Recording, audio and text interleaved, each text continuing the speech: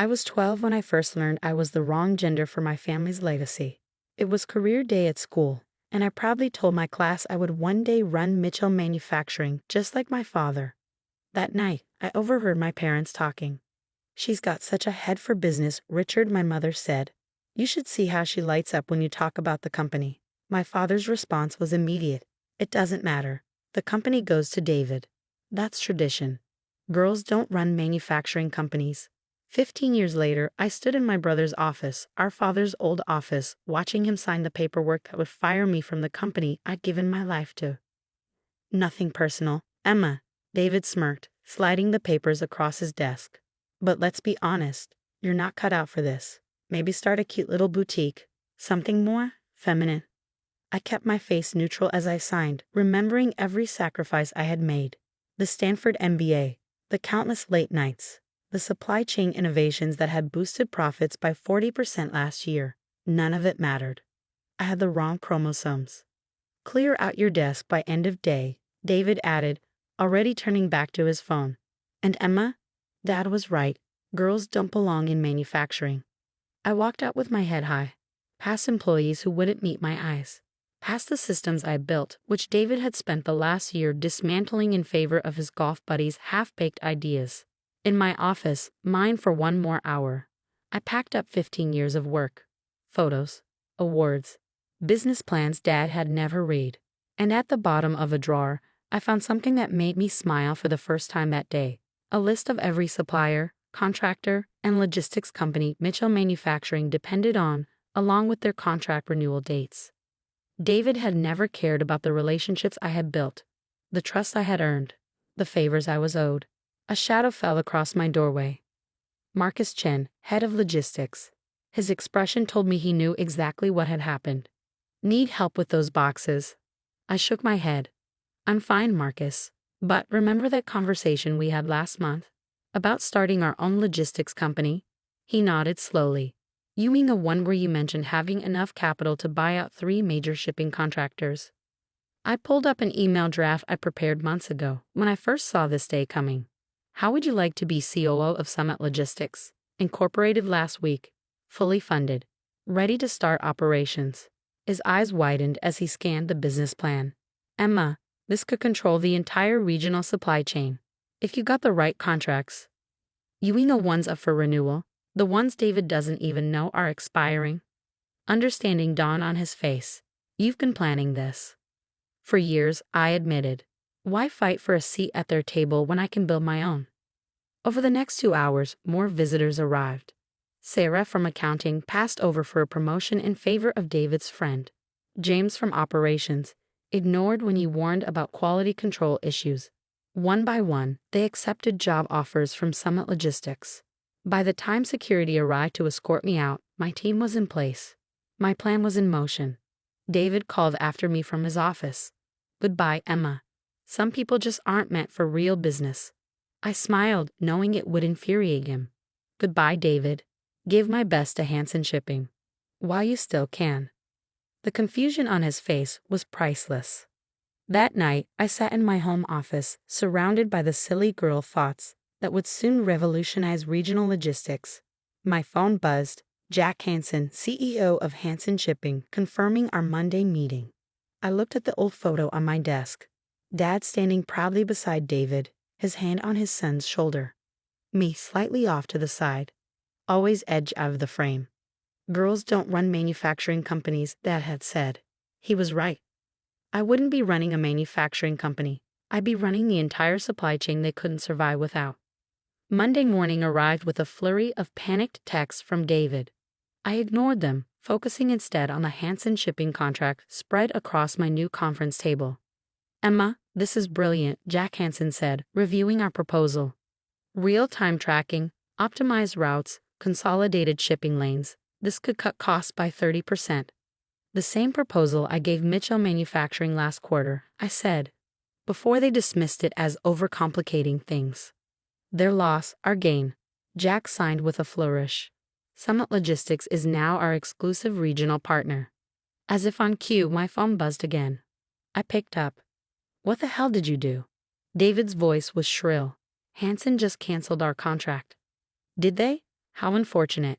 I heard they signed with some new logistics company. Summit something. You're behind this. Behind what, David? A better business model? Isn't that what you called real business? The stream of profanity that followed was cut short when I hung up. I had more meetings to attend. By Wednesday, we secured 5 more contracts. Thursday, we acquired the region's largest warehousing operation. Friday, we announced our new supply chain management system, the same one David had dismissed months ago. Mitchell Manufacturing stock dropped 15% today. Marcus reported, handing me my afternoon coffee. Investors are panicking over supply chain instability. Just wait until next week, I said. Phase 2 begins Monday. It was beautiful in its simplicity. We didn't just control shipping now, we were about to control raw materials. The contracts I had quietly cultivated over years were all coming due within weeks. David never saw it coming, but he would. Soon. Emergency board meeting, Sarah announced, skimming her tablet. Mitchell Manufacturing is in crisis. Unprecedented supply chain disruptions. Their words, not mine. I could picture it perfectly. David, pacing the office he stole, fumbling for excuses as furious board members demanded answers. He'd blame everyone but himself, never realizing his own arrogance had created his worst nightmare. The next few weeks were a masterclass in strategic dismantling. Every supplier Mitchell Manufacturing approached, we offered a better deal. Every shipping route they tried to secure, we optimized a competing one. Piece by piece, the empire they took for granted crumbled. Then finally, the call I'd been expecting. Emma, my mother's voice was hesitant. We need to talk. I let the silence stretch. About? The company. Which one, Mom? Mitchell Manufacturing or Summit Logistics? Because only one of them is thriving. A pause. Your father, he never meet. Never meant what?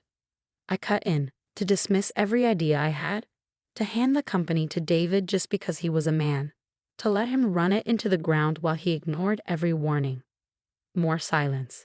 Then softly, the board meeting is tomorrow. David, he's going to lose his position. The shareholders are furious. I almost laughed. Sounds like a personnel issue. Nothing to do with me. Please, Emma, he's your brother.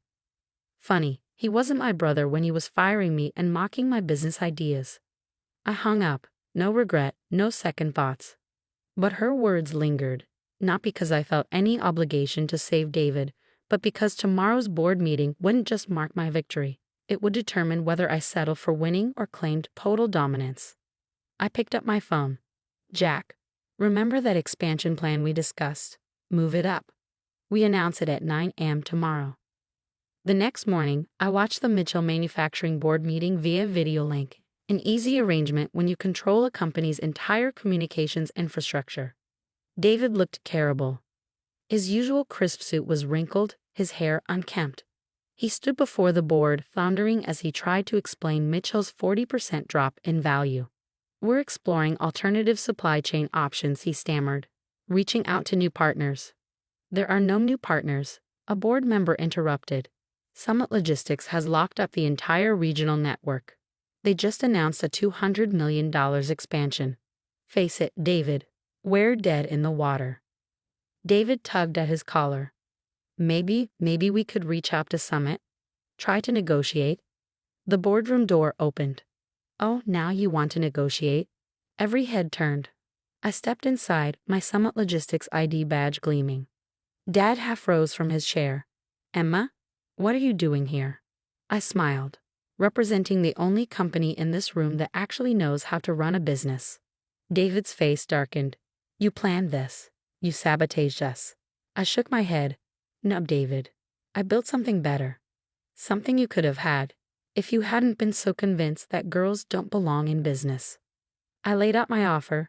Fair, more than fair, really. Summit would absorb all employees, preserve the Mitchell name on key product lines, and ensure the company's legacy continued.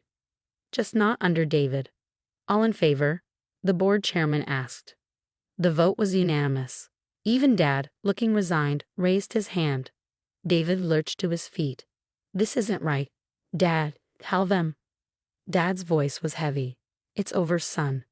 He turned to me. Emma, I was wrong. About everything. I met his gaze without flinching. Yes, you were. Then I turned to leave, but paused. Oh, and David, don't bother packing your office. I had it cleared out this morning. Try not to feel too bad. Some people just aren't meant for real business. His own words thrown back at him. The perfect ending to a plan 15 years in the making. That evening, I sat in my real office, earned through skill, not chromosomes. Framed on the wall was my first act as CEO. Mitchell Manufacturing's stock certificate. Sarah appeared in the doorway. Your father is here. He looked older than I remembered. Smaller somehow.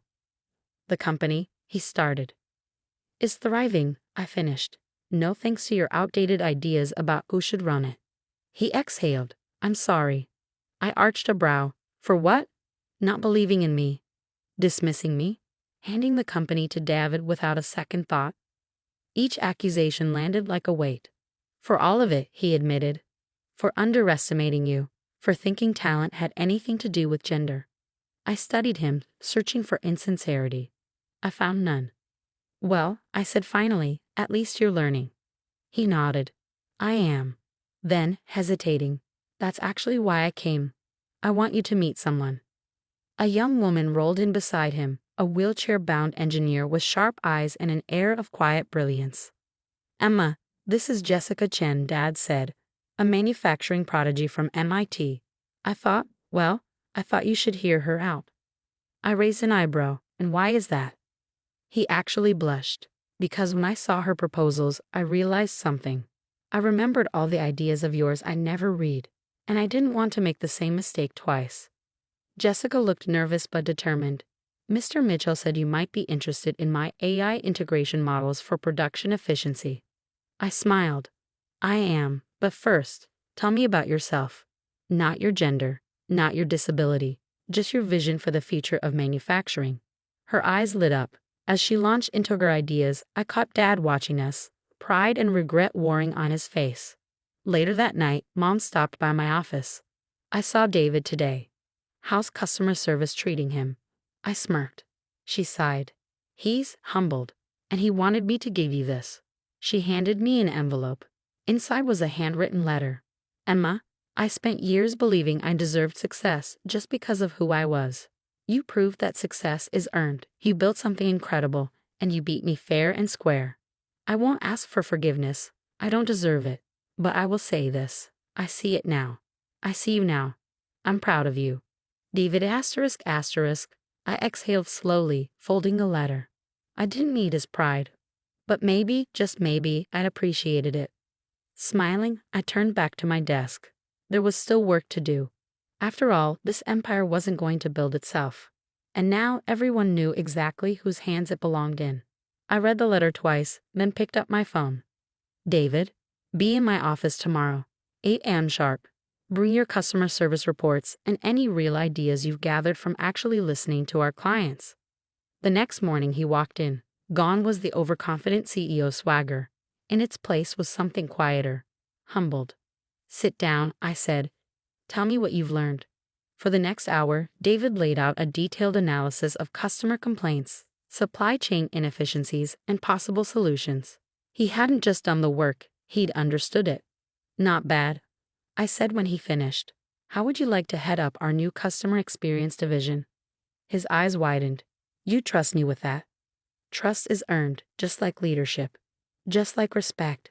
That's how this company works now. And it did. Over the next year, Mitchell Manufacturing became something neither Dad nor David had ever envisioned. Jessica's AI-driven production systems transformed our efficiency. David's customer-first strategies rebuilt our reputation. Summit Logistics remained an industry powerhouse. But the real transformation, that happened in the company's culture. Walk into any Mitchell Manufacturing facility now, and you'll find leadership built on talent, not tradition. You'll see Jessica mentoring a new generation of engineers, David working alongside her, learning instead of dictating, and Dad, semi-retired, but still watching with something between pride and regret.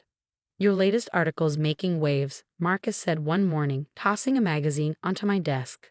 The cover showed me standing on the factory floor. The headline read, The Manufacturing Maven, How Emma Mitchell revolutionized an industry while breaking glass ceilings. Marcus grinned. Best part is the sidebar about our mentorship program. The Mitchell Future Leaders Program, my passion project. It opened doors for brilliant minds often overlooked due to gender, disability, or background. Like Jessica, who was now guiding pre-promising engineering students. Dad called it expensive charity at first, I mused, until he saw the innovations coming out of it. Speaking of Dad, Marcus gestured toward my office door. He stood there, holding a familiar leather portfolio, the same one that had once contained my business proposals, the ones he'd ignored. I found these while cleaning out my old office, he said quietly. Finally read them. They were brilliant, Emma. They still are. I'm sorry I couldn't see that sooner. I took the portfolio, flipping through the ideas that had built my empire. Want to hear my latest proposal? Expanding the mentorship program internationally.